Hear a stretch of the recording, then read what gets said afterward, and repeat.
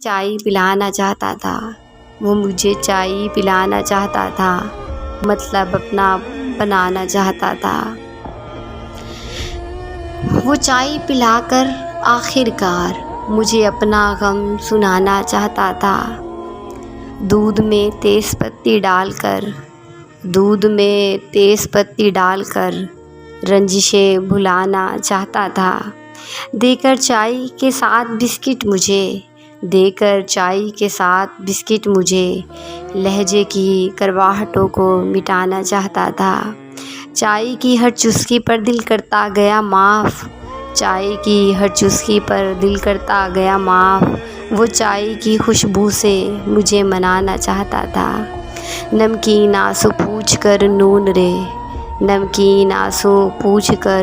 رے، وہ میٹھی چائے پلانا چاہتا تھا۔ یہ نظم فریہ کے کہنے پر لکھی ہے میں نے۔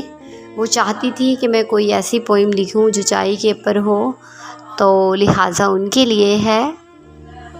اسی طرح آپ بھی مجھ سے ریکویسٹ کر سکتے ہیں اگر کسی ٹاپک پر آپ نے لکھوانا ہو۔